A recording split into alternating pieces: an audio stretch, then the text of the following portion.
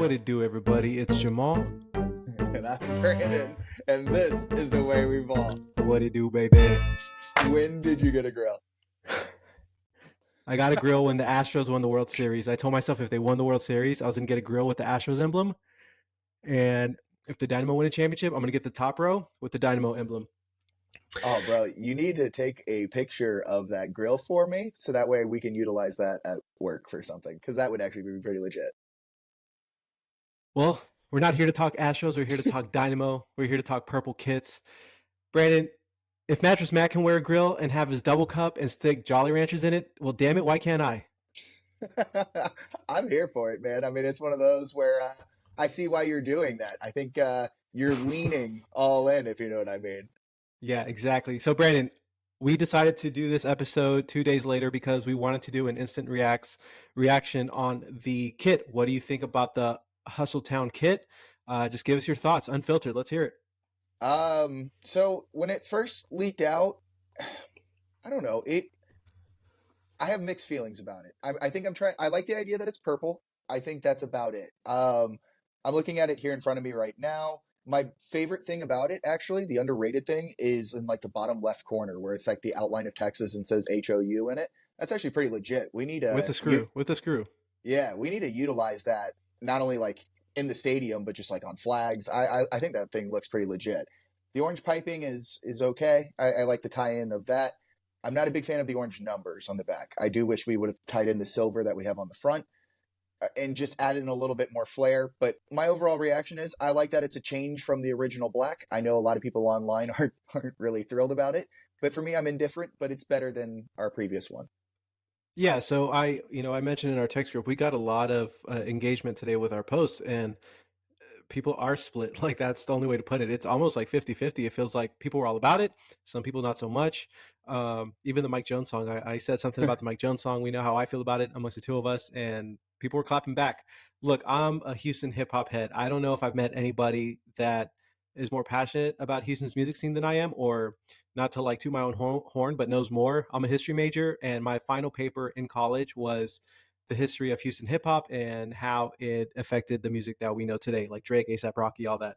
And so, like, I'm like a savant when it comes to this stuff. So that part of me, I love. Like, I love that they're pushing into this lean culture, into the Houston hip hop scene. Like, say what you want, but Houston is probably more, the hip hop culture in Houston has been more what's the word I'm looking for? Has been more influential than anything else. Like, yeah, there's a big country scene. There's, ZZ Top. Houston has a lot of scenes, but as far as being influential, the hip hop is probably the most influential. So I love that they went all in. A couple things that bother me. The first was that it's very plain. Our producer Shay came up with a template that I love that had the smoke. Put like a city outline. Put something else. Make it different. I just don't like that they threw it on, and it can look kind of Clemson-y, Yeah. which I don't like. The other thing I don't like, so when I worked with a soccer team, our alternate kit, we used a different sponsor. So the sponsors have their promised like 16 games or whatever it is, and then for the alternate kits, we get a different sponsor. Like, it's not, they're never going to admit it, but we're leaning into that culture, right? The lean culture, the purple syrup, all that. It's taken away many of our artists, unfortunately. And then in the front of it, you have MD Anderson cancer. Like, The irony. oxymoron there. Yeah. So I just wish they would have went with a different sponsor because, it's like, it's MD Anderson Cancer Center, and then we're, why purple? Well, purple lean. So those are my two biggest gripes. But look, I'm all for it, and I love that they did that story earlier. I tweeted about it, about the graphics guy and everything he's done with different artists in Houston. There's so many cool stories like that, and so many stories that don't get told. And I love that the Dynamo have a platform and they're going to tell that story. I just, like, that's what I mean when I say be genuine. Like, tell cool stories like that. Be genuine in what your goal is, because I don't need you to force a Mike Jones goal song down my throat. Like, stuff will naturally happen, and so doing things like this will really embrace our culture. And I always use Atlanta United as an example because they've done a good job of embracing the hip hop culture with the soccer club. Their goal song is, or their intro song is, "We're Ready." I forget what their goal song is, but it's all just organic things that just happened. And so I think this is a huge step in the right direction for the Dynamo. They finally feel cool. I think I told you I just ordered my purple jersey, which I'm excited for, which which will get me on a rant. But is there anything else you wanted to mention before I go off, before I become a Karen?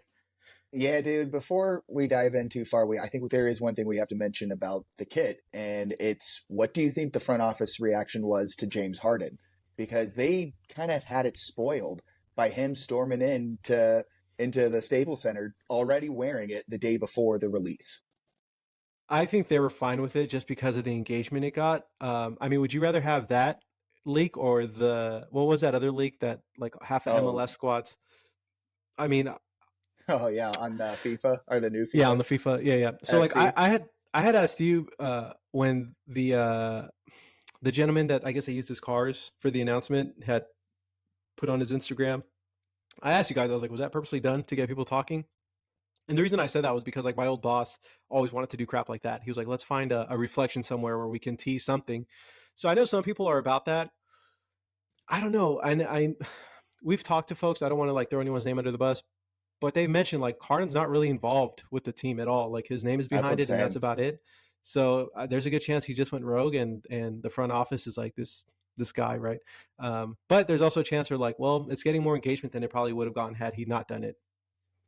I know, but it's like you couldn't have worn it today, tomorrow. I mean, you had to do it the day before, so I don't think it's a good look in terms of that, but whatever. You're right. It's gotten buzz. Pick up. People hate it, love it, but whatever. At least we're talking about a Dynamo kit, and it seems to be tracking everywhere. Yeah, and it's not like here's my other thing with it. You can hate it, but at the end of the day, there's a story behind it. It's one thing to have an ugly kit and it's just ugly. At least there's a cool story behind it, right? And you can talk about. Yeah, Somebody had responded to one of our tweets like, "Oh well, Houston is purple," and then another guy was like, "Why is it purple?" And it just created that dialogue where people can talk about the story of the lean culture, the hip hop culture. So I just like that there's a cool story behind it, and it represents something with the city of Houston. So before we continue, I'll just read what the jersey story was based off what the Dynamo had tweeted out. So our 2024 jersey is a proud tribute to Houston's vibrant hip hop culture that has made a name for our city. The still Holden jersey represents the creativity and hustler mentality that defines every Houstonian. The jersey's colors are chrome accents the jersey's colors and chrome accents, pay homage to the iconic candy paint slabs known for riding slow and bang and screw. The innovative chopped and screwed sound, born here, gives Houston its special voice. The orange streaks symbolize the bustling energy that flows through our city. The Still Holden jersey is a tribute to all Houstonians who share our deep love and pride for the city of Houston and day after day are still holding it down. As you said, Brandon, I wish we would have went with the chrome numbers because if we're using the chrome accents to pay homage to the slabs, it's just too much orange with that purple. I think the chrome would have looked excellent with the numbers. So go ahead. the only thing, if we added in the Chrome numbers, I wonder if it would have been difficult to read from afar. It That's my can only be. knock. Yeah, yeah. Well, I'm sure it is. I mean, you can argue like, do you do Chrome and then just a light orange outline? I don't know. We could have been a little bit, I think, just more creative than just going strictly orange, or at least just do orange and then maybe Chrome it out on the edge. You know what I mean? It's just, I think a touch I was gonna say more of that that. Chrome. I think the Yeah, a touch chrome more. with the orange outline would have been perfect because then you could have seen at least the outline. Yeah, Um, but it's a cool start. So I'm I all agree. for it. Now, what's your rant against this thing? I think it's everybody's. Oh no, no, no! This is probably just me. So like first year season ticket holder, right? And I'm Yeah. trying to use all my perks that I can. So I get this email today. Hi Jamal, as a first team member of the Houston Dynamo, get ready to unlock your exclusive savings and show your team spirit like never before. Our Stadium Team store has a new mobile site where you can order your gear in advance, pick up in the store, plus you can use your 10% member discount on all team purchases with code DINO whatever. Your first chance to use the mobile team store will be tonight at 7:30 p.m. Keep your eyes peeled this evening for an exciting new release and the opportunity to pick up in store this weekend and flaunt your team pride at a discounted price. But wait, there's more. As a member, you get 10% off online orders from MLSstore.com with code Hold It Down. Now, reading that, would you assume that the new kit would be available using that code? Especially with the release. And where there's one sentence that says keep your eyes peeled for an exciting new release and the Yeah. opportunity to pick it up in store this weekend and flaunt your team pride at a discounted price. Now, here goes me flexing that I'm going to get a discounted price to everyone I know. When I put in this said code, we are unable to apply a discount to your order because your items are excluded from this promotion. What? Just great. That's what I got at the So MLS store. I Yeah, need but to you know what they're go gonna ahead. say, right? It's just they're talking about merchandise in general, not that specific one. But I mean, I'm with you. It implies that it's going to go towards that New Jersey release, but I'm sure they're talking like, oh, we release Yeah, new we T-shirts got and socks. polos. Yeah, no, 100%. And so you're allowed to use that terminology. So what happens is people rush to the store, are going to buy it, and then when they try the code and it doesn't work, they're going to say whatever anyway, and then hopefully buy it. Yeah, So like, it's already and here. then Yeah, it's in my shopping cart. exactly. And then they're like, well, now I have this whatever percentage off and you'll probably buy something else. So like, I think it's I mean, I granted, I'm probably being like, that's shady, but that is the verbiage that probably would have let them get away with it. So, I mean, I texted the account representative. So hopefully, because I also do the MLS store, I need to check the actual team store. So I'm hoping that'll work. But life got in the way. Then I had to jump on this, so I don't have that final answer yet. But I just wanted to share that exciting news because I was pumped to get the purple kit. But here I But am. the price point is ridiculous. Like I know that's everybody's gripe right now, and you and I aren't going to lay a hot take by agreeing with it, but it is absolutely absurd. Like, why is it that expensive? So that if you want the authentic with all the patches, the Apple TV shoulder patch, that is 160, 170 after taxes. If you want the like what is it, the replica, that's 90 some, over $100. And then if you want the team player, nameplate, all that stuff, you're looking at about $200. It's Um, absurd. it's crazy, and it's like the kits haven't changed from 5 years ago. It's not like the quality's any better. Yeah. And the worst part is that like they're going to sell. People are going to buy them. MLS might have its most kits sold ever with Messi and his whole crew out there in Miami. So it's like we can like bitch and moan about it, but unfortunately, it's a consumer market, and people are just going to keep buying it. Like you said, it's getting ridiculous, and I think it's getting to the point where we're pricing out fans. Yes. I mean, at this point, by the time you bought the kit, you could almost like purchase your season tickets in Hustletown. Like it's absurd. Yeah, It's way too expensive for something that if you're going to market it that high, then you should be making a deal to people who buy into your season tickets.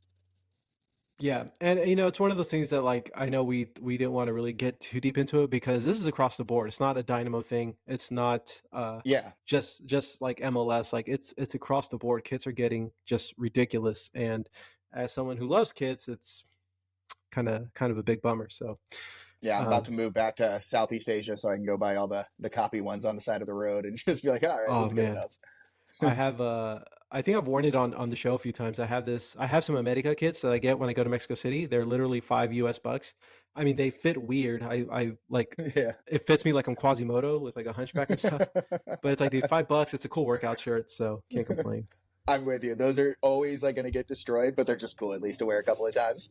Yeah, no kidding. So, all right, so we're in a unanimous decision. We like the kits. It's not for everybody, but as we said, it's a cool story. Brandon, what is our next topic today? So we're going to kind of dive a lot into what MLSsoccer.com is releasing. So they're the official website. They've released a couple of things. One of them is an interesting article where they have broken down all the Eastern and Western Conference 2024 breakout players of the year. So they're saying for all these players, you're on a watch list of like, hey, you can do something here for your squad. We could break down other teams, but who cares, right? In this case, who do you think they selected for the Dynamo first? To have a breakout year in 2024? Yes. I guess Dorsey, just based off what he did last year. So in their eyes, I guess he's already been broken the way they've kind of framed it around this. No, they're talking about Aliu. They think Aliu is going to do it simply for one thing. He's going to get 1,000,000 minutes because of all the injuries, the departure of Baird. This article is not essentially saying that like, hey, watch this guy, he's going to tear it up. It's more like he's going to produce because what else you got? And they're right. In this case, they're talking about, hey, he might be able to do it on the wing. We don't know if he can. But in this case, he's going to get a whole lot of opportunity to do it. That's a little bit demeaning. Was this written post Quinones injury? No, it was talking about, yeah, the bad luck injury to Quiones. They talked about Corey Baird leaving, and then they're also talking about the injuries to Herrera. So it was just last week when they wrote this. Interesting. I mean, ideally, I would have liked to hear Sebas. I mean, I hope he has a breakout year, but yeah, I mean, it's unfortunate. He does have the opportunity. I mean, that's kind of his spot to lose. Um, I mean, where do we go from here with Quinones put on the season ending list? Do we go? Do we swing for a bigger name? Do we just try to find uh like patch it up with a band aid? Where do you think we go from here, having Aleyu on the wing? Well, so one thing that you're alluded to was the fact that now that Quiones is out for the season, that's been reported. I'm not 1,000% sure how it works out. The only thing I know is his slot is now open to a full DP. I know we had a DP slot before, but with his injury, since he's a U22 initiative or whatever, now he becomes full DP. Again, I don't get how that works, but what essentially that means is we could land a whale. So the Griezmann thing does come back into play as like a smile, but it also does come back into play in a way with us having a full DP slot.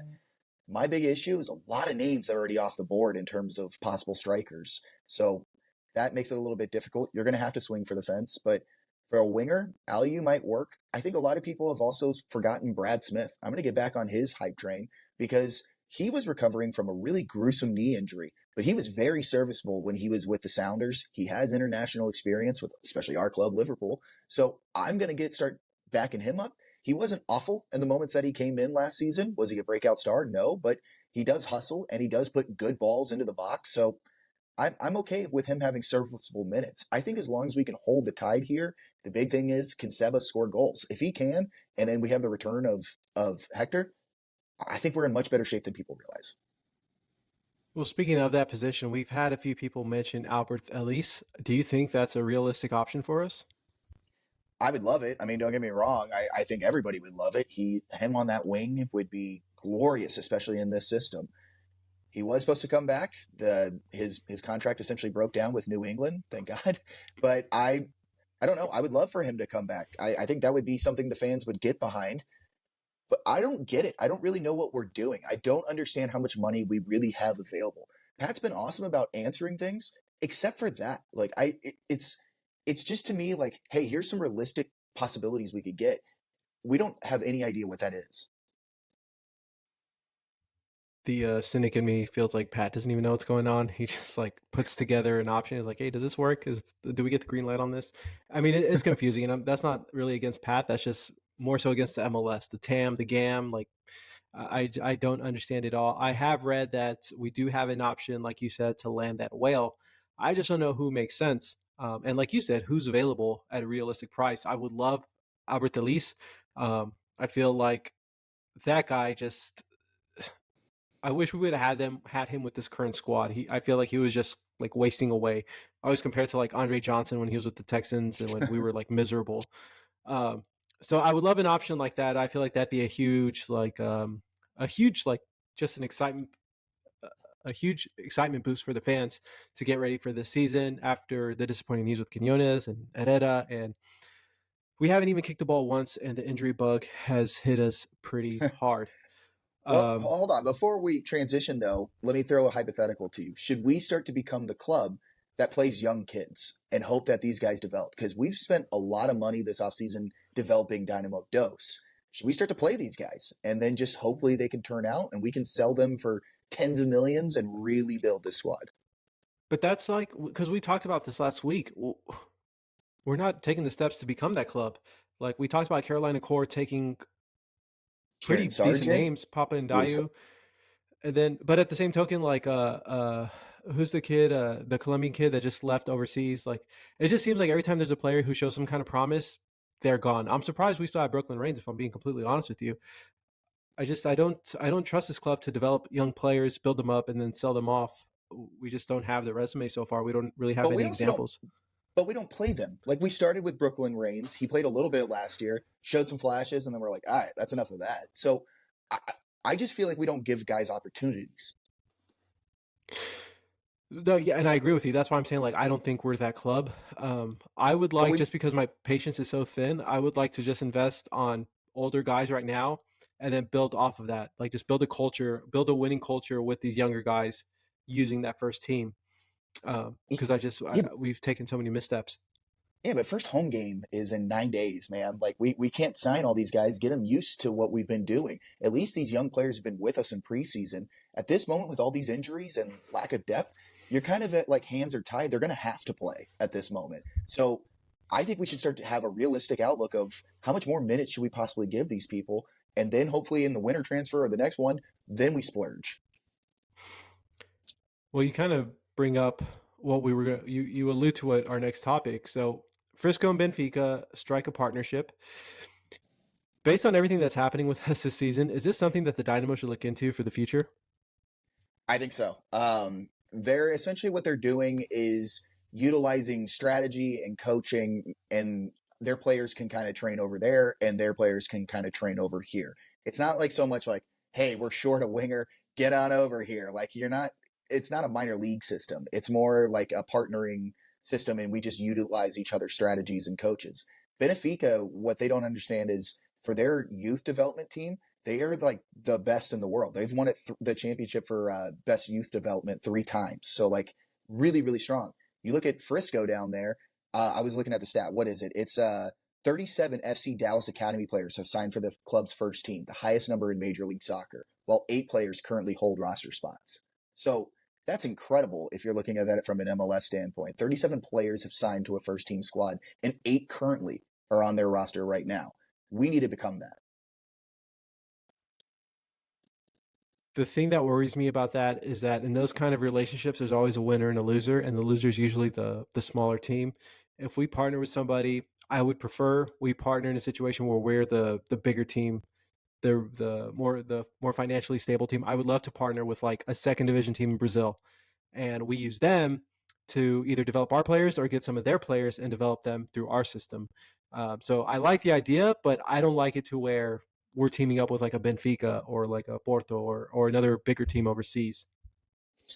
I mean, you kind of alluded it to it before. What have we really done with our young guys? So at this point, we might as well try something new and strike up a 5-year deal and just see what it can do. Because if we're going to keep just signing Dynados players and do nothing with them, then isn't that just wasted funds? I mean, what are we doing? Yeah, I guess like for me, I just think of like New York City and the Man City group or like the Red Bull group. Like the Red Bull, there's only one really successful team in that Red Bull hierarchy. I just don't want to be in a situation where we're either left with scraps or we build someone up just to lose him to to the Yeah, mothership. but the big difference is Benfica isn't. I mean, don't get me wrong, big club in Portugal. They're going to play in Champions Leagues, but they're not going to win Champions Leagues. They're going to just have a kind of a really good youth academy. Like, for instance, I would love if the Dynamo paired with Ajax, a club that produces kind of like what Benfica does. You're going to get these young studs that you can sell for millions and millions of dollars. That's what we need to do here. We need to develop these guys into young studs where we can just even sell one and pay for 5 years of success in the MLS. That's how you have to win here, especially in a salary cap sport. They're teaming up with. Well, no, I don't think they have agreement with FC Dallas. I think they just bought Pepe outright, right? Am I? Yeah, with it, Um, yeah, because he was yeah he's been traveling around. yeah, He yeah. was in the Dutch Well, leagues for a little bit. well, speaking of buying players and all that fun stuff, that takes us to Inter Miami. I'll let you tell that little tidbit of information involving Miami. So essentially, the news is they have to shed GAM specifically, and they have to do it ASAP. A lot of people are starting to wonder how they did this because we mentioned it a bunch. Like, I don't get how they keep just having influx of cash to keep doing this. And now it's starting to catch up, and it seems like, oh, you don't. So they have come out and specifically said, you need to shed money now and quickly. And so because of that, big names can fall off the board. Obviously, not like Suarez and Messi, but in this case, Jean Mota, Andre Yedlin, Robert Taylor, Kristoff's, like those are big time MLS players that if they're available, I hope we are first in line to get them.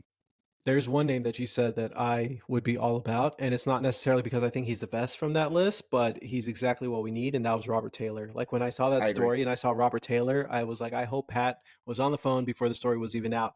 He's primarily left winger. I mean, I love what he can bring to us, whether it be on the bench or starting. I would trust him over Aleu on the left wing, Easily. to be completely honest. I just hope he's not too comfortable with his number 16 because I don't think there's any way Papa Herrera's letting go of that number. No, you're right. I agree with that. I think the name that probably a lot of people that caught their ears was DeAndre Yedlin since he was a national team player. But we don't really need a right back, and I don't think we really need him. And so he's like my least interesting on that list. I Yeah, think like he's like he's a name, right? But he's Yeah, not what we need. He's not the player he used to be. And I mean, like, not to take anything away from him, but his style of play, these really fast guys, once you hit that certain age, those guys crash pretty quickly and pretty hard. And I mean, yeah, he doesn't have this that deadly speed that made him stand out years before that took him to the Premier League. So, and again, we're pretty healthy with there. I've seen some clips of Tate Schmidt banging him from outside the box. I'm pretty comfortable with that back line. I really like love the idea of Robert Taylor. Like I'm trying to like calm myself down because I don't know if that would happen, but I really like that idea of getting Robert Taylor in a in a purple jersey. I agree. I think yeah, from pink to purple, what a great transition. So something that actually affects now all of MLS. So people not remember when the story broke of the U.S. Open Cup of hey, we're not going to use our players anymore. People got pissed, right? And then it came out, nope, we're not going to do that. Well, what people haven't realized is there's still no deal in place for the fact that first teamers have to play. Right now, we're still in a limbo period where it's kind of, we don't have an idea of what we're going to do. So as of right now, there's three options on the table. So I apologize, as we're probably going to call this section reading, as I'm going to read a little bit here. So here are the three scenarios they have on the table. So here's first one. Sources providing information on the situation to news outlets claim that there are three scenarios currently on the table. One would allow the 9 American clubs to set the participant in the 2024 CONCACAF Championship Cup to skip the U.S. Open Cup. So essentially, the 9 teams that qualify for CONCACAF, you get to skip the U.S. Open Cup if you want to in terms of playing your first teamers. Everybody else wouldn't be able to. You have to play your first team. That's scenario number one. Another possibility presented by the MLS would be give all of their clubs the option to field either the first team or next pro squad for the competition. It seems unlikely that the U.S. Soccer would agree to these terms. So this scenario two, you could play first team or you could play next pro. Obviously, they wouldn't want to do that because if most of them go, let's just play next pro, then they just got what they wanted. So scenario two, probably out. Last one is interesting. Finally, MLS clubs could have permission to expand their rosters just for U.S. Open Cup games. Tournament organizers do not have U.S. Open Cup specific roster restrictions at the moment. MLS currently limits their teams to 30 designated players, but the proposal could see the clubs essentially double their squads for tournament games. So, option one, CONCACAF players, you can just rest. You don't have to play U.S. Open Cup, just 9 of those. Option two, you get the option of either next pro or your first team. I think that one's ridiculous. Option three, expand the rosters. I think option three makes a lot of sense. I like that idea. I love option three, and we talked about it in a few episodes back. Like, look at Brazil; those guys have 30-man rosters. I don't know how that hurts. Like, we're just with all the MLS rules. Like, look, I love that the MLS is growing. I think this year with the changes they made to some of the rules and the player rules, I think we held ourselves back with Messi mania. Uh, Add to the rosters. There's a diamond in the rough everywhere. It adds excitement. There's that random kid who scores a banger that you fall in love with. He might not be the best player, but you fall in love with him because he scored a golazo from 18 yards out. So I'm all for growing it or growing the team size, the roster size, excuse me. And you just get less injuries. You give guys time to relax. I'm sure the players would be all for it. I love option three. Is there a timeline when this gets figured out? Essentially, they've got so first MLS squads don't initially start playing until round three, which isn't going to be until about like mid March or whatever. So they've got a while to do so. Sorry, I can look at the exact one as I'm stalling to try to see where it mentioned that. Kicks off March 19th. Nevertheless, the competition's first round is set to kick off March 19th. A draw for the first round tournament has not yet been revealed. MLS teams historically do not enter the U.S. Open Cup until the third round. This round of the upcoming competition is scheduled to start in mid-April. So that's when it would have to be push come to shove, mid-April of hey MLS, who's playing? But I think option three, I agree with you. Makes sense. You and I are in on that. Option one, though, if say that's their failsafe, the 9 that make CONCACAF don't have to, like, I don't know. I think could you swallow that pill? Let's put it that way. If that was the ruling today, do you think like, well, that's fair enough? I mean, I can't. It's one of those things like we just have to, and unfortunately, I feel like it is going to be option one, just based on what we've seen in the past with MLS and their decision making. They're very conservative when it comes, especially to new rules.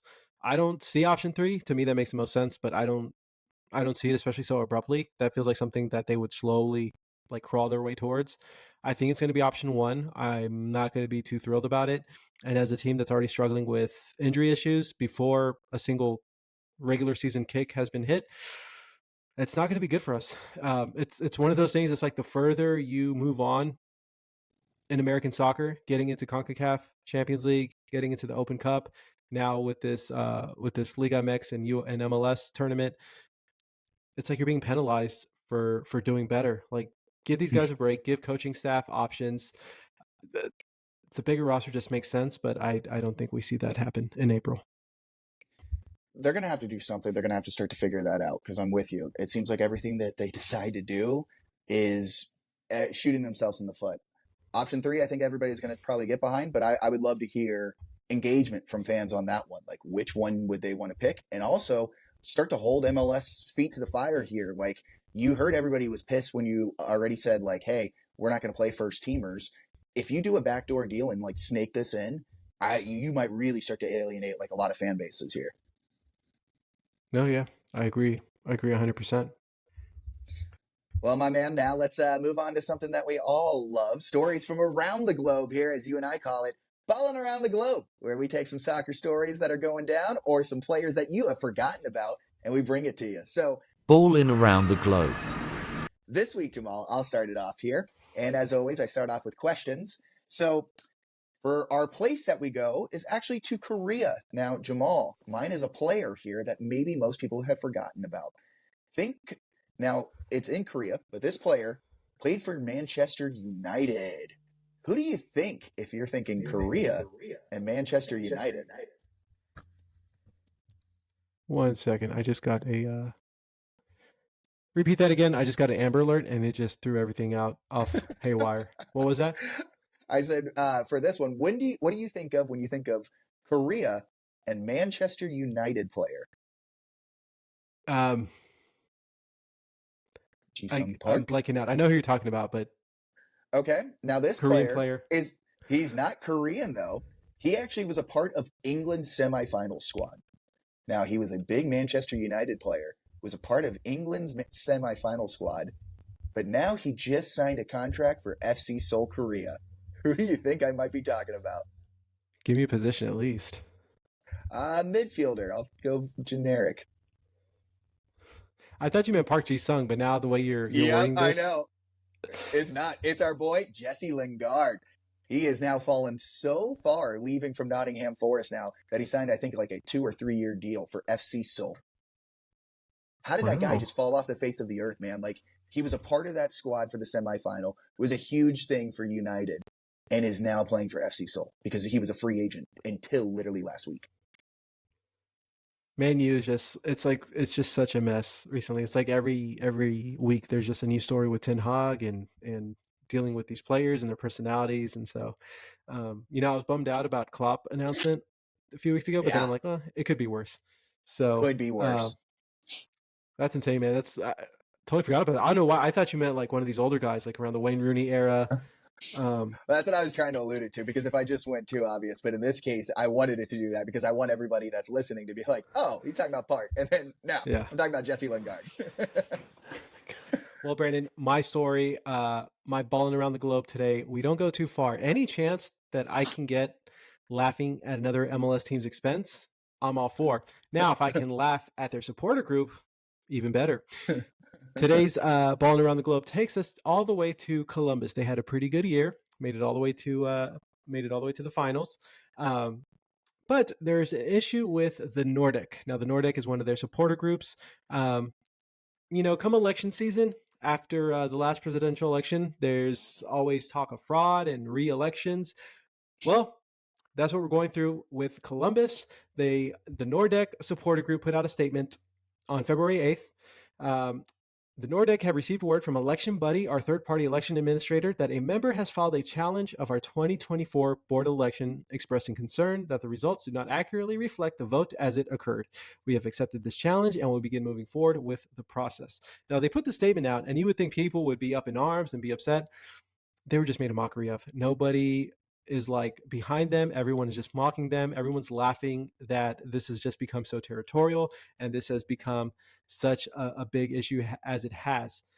Brandon, is this a new norm that if you don't get something your way, you're just going to call fraud? I mean, in terms of get what you want and until you get it, yeah, it's worked out for a lot of people in a lot of different ways. But my God, how do you have such a mess over there? Like, how does it get to that point? And it's crazy because they had such a great year. And you would think, rising tide raises all ships. You would think the supporters are all up in arms. Everyone's having a pint together. Everyone's loving life. And despite their year, they're fighting amongst one another. Scary, scary times. Well, you know what? That's what you get. So screw them. I hope it divides their locker room and then it causes chaos on the pitch, and we have one less to worry because we got them second round in CONCACAF, man. Yeah. Look, Columbus, they have their year. They fight with one another. Houstonians, we win championships and we get grills. We're just a Yep. different breed out here.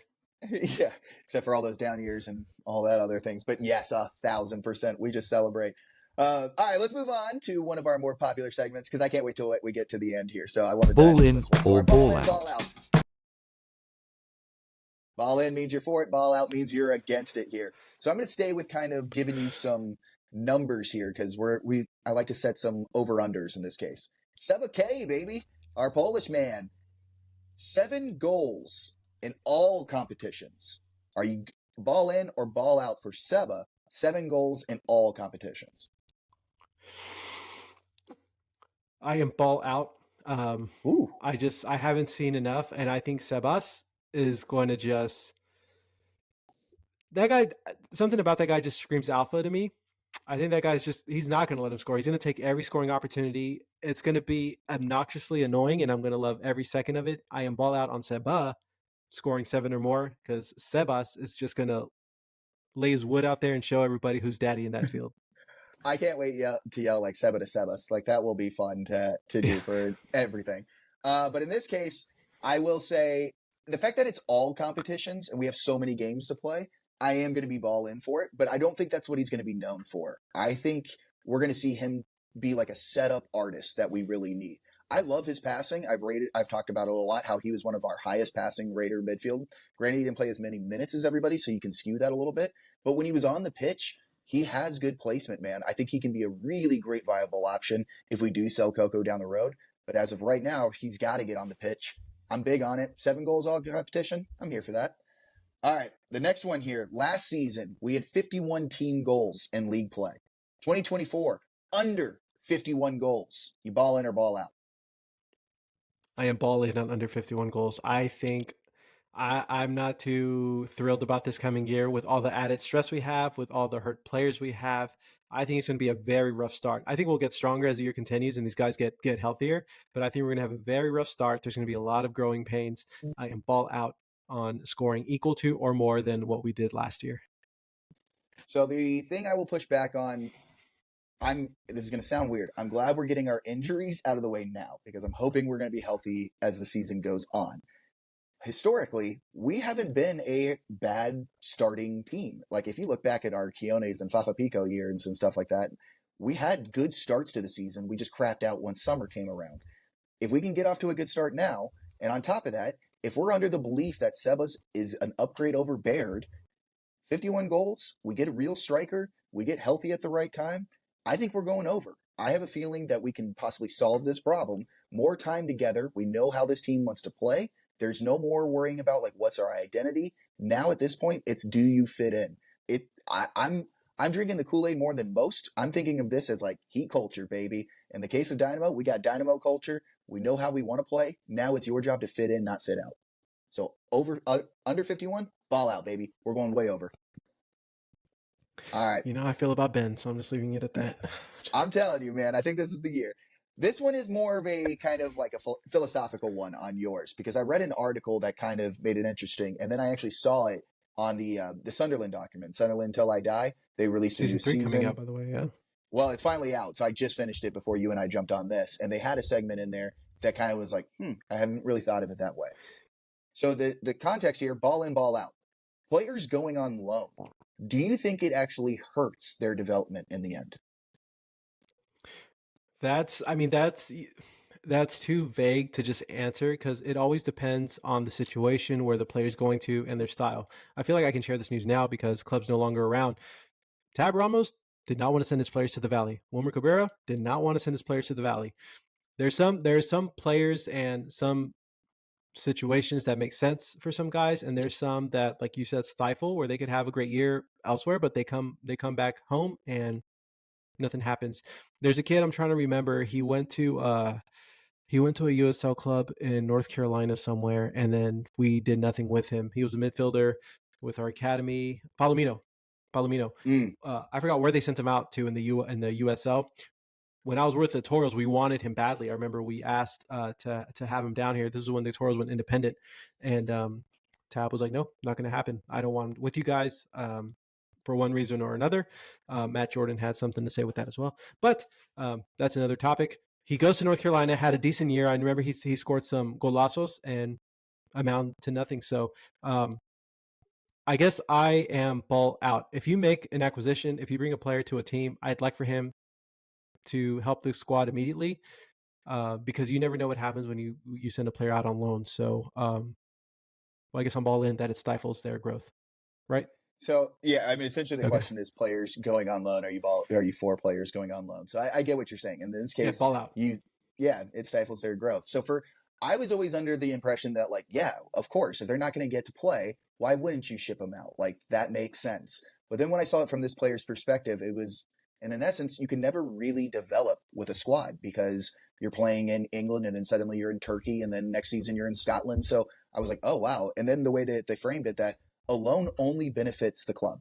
And it was like, financially, in terms of if I got rid of you, I just got rid of you financially. Like that only helps me. It doesn't really help you. I don't really care what they do with you this season. And so in this case, after kind of thinking about that, I am a little bit more ball out on players going on loan. I'm under the kind of impression now that I think if you buy it, it's yours and you got to either just write it out or try to get rid of it as quickly as you can. So yeah, I think ball out on loans, which is kind of weird. I don't think I would have ever came to that impression. Well, I mean, like we don't have to look far. Look at who we loaned out last year. We loaned him out to punish him. We didn't loan out Sebas to grow in Brazil. We loaned him out because him and coach didn't really get along. I don't think we've had a successful loan out story with Dynamo. I mean, that's something we'd have to look back to. That might be one of our short videos that we're coming out with. But yeah, I don't see a situation where it's good to loan somebody out. And then, I mean, I guess you could say Quinones, but we loaned him from somewhere else. Yeah, he But was a loanee. yeah, typically loaning guys out, usually not a good sign. We did it last season with like Vera, right? And I didn't hear anything that he did. Yeah, So I we mean, loaned Vera I'm out. with you. Yeah. It's never, at least on our end, Dynamo's end. It's never a good sign when we loan out. So Brandon, I'm gonna take a quick curveball, throw a quick curveball at you, just because of today's wardrobe. Are we ball in or ball out on gold grills? um, that's a great question. That to me is like it depends because of who it's on. There's some people like, for instance, Paul Wall. Like he looks weird if he wasn't wearing a grill. You know what I mean?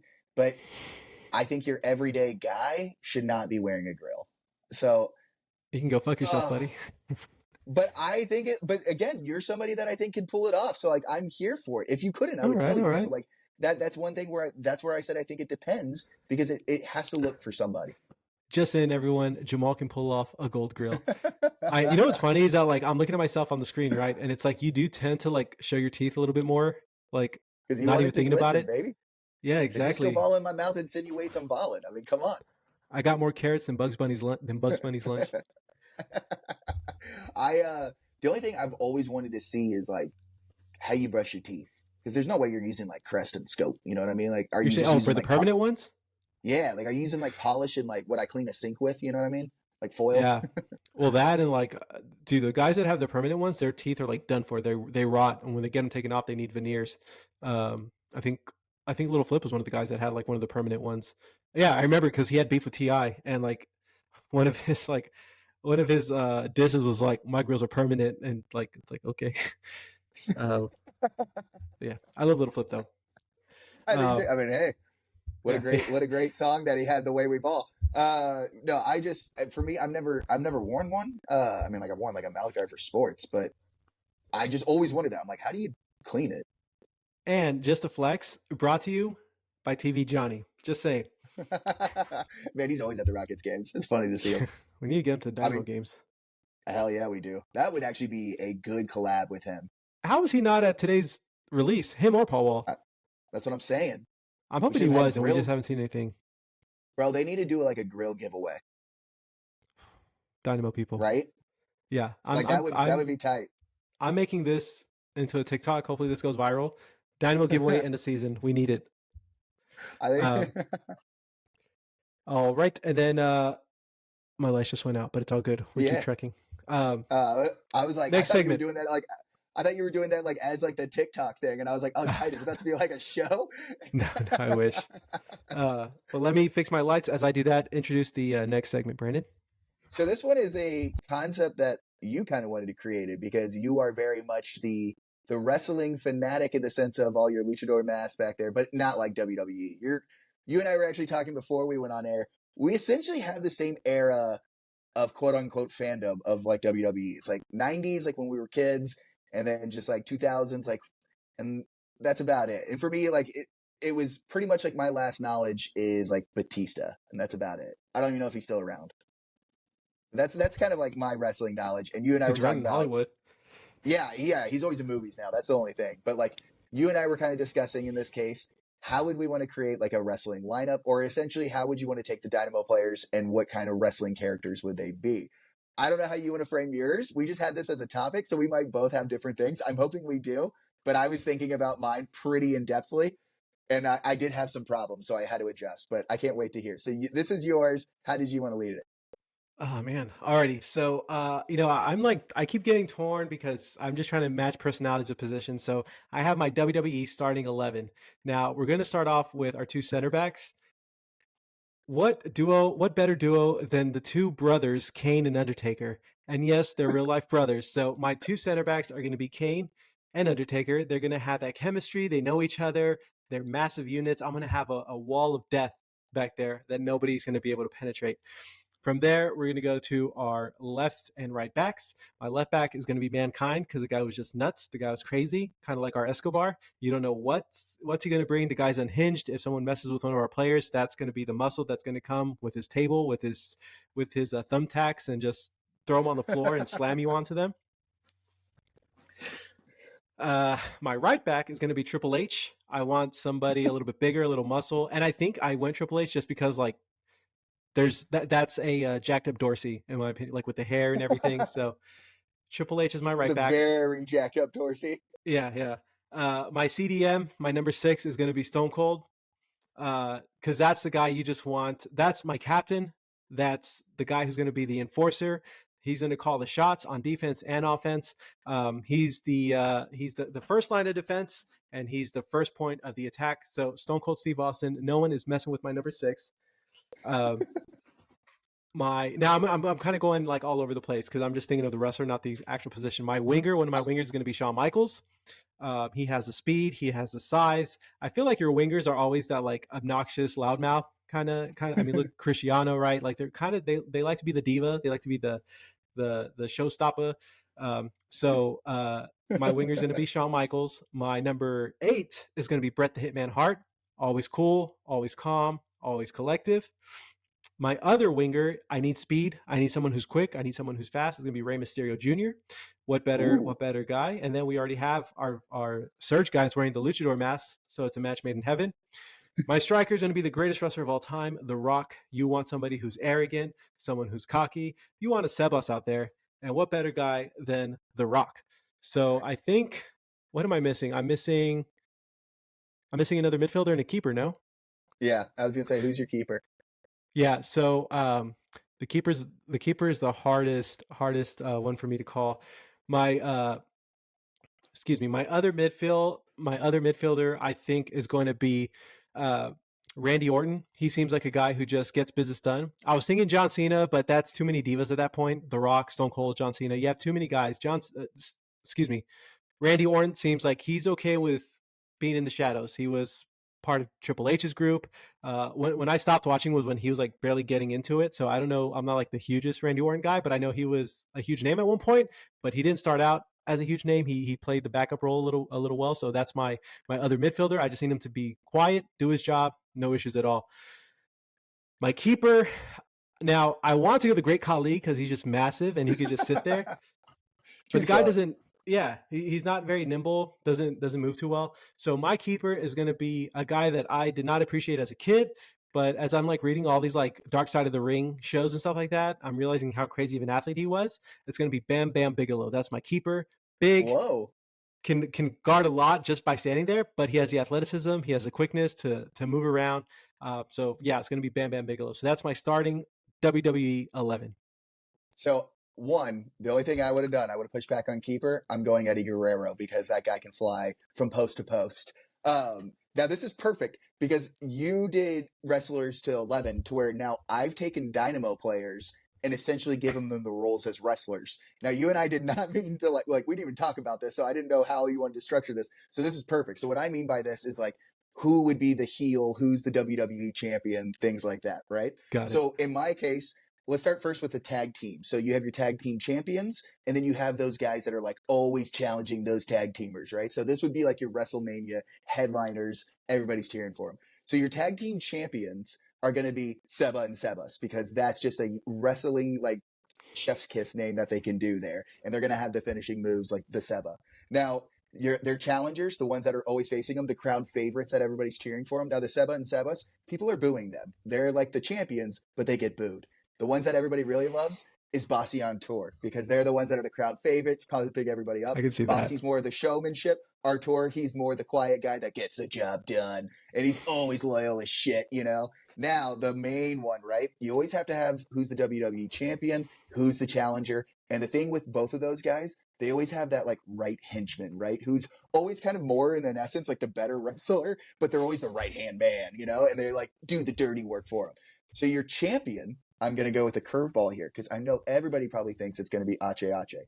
No, I have him as like the challenging heel. My champion is Svetchenko.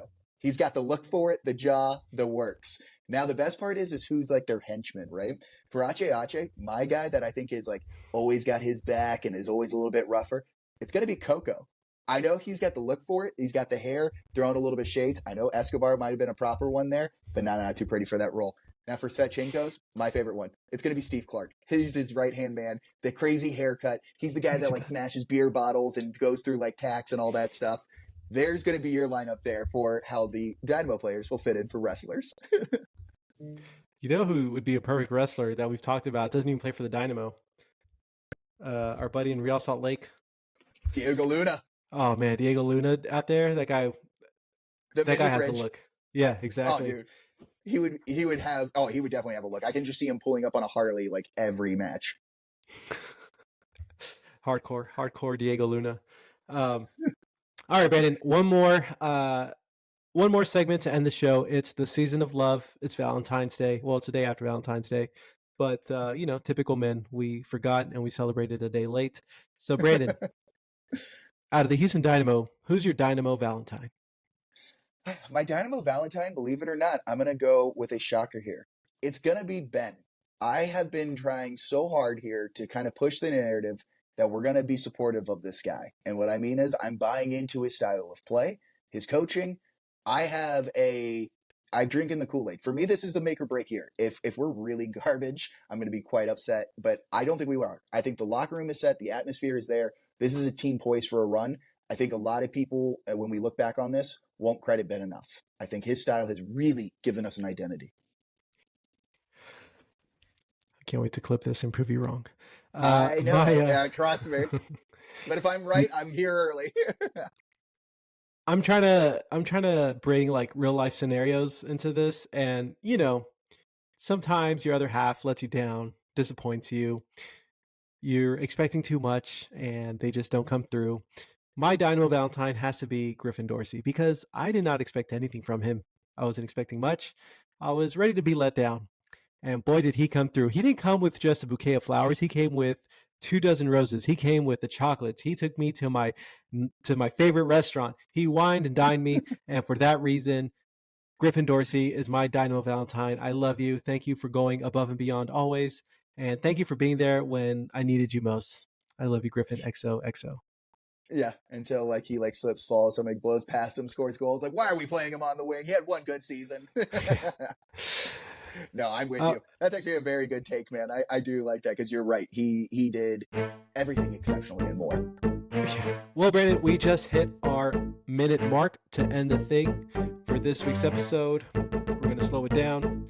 I'm Jamal. And I'm Brandon. And this is the way we ball.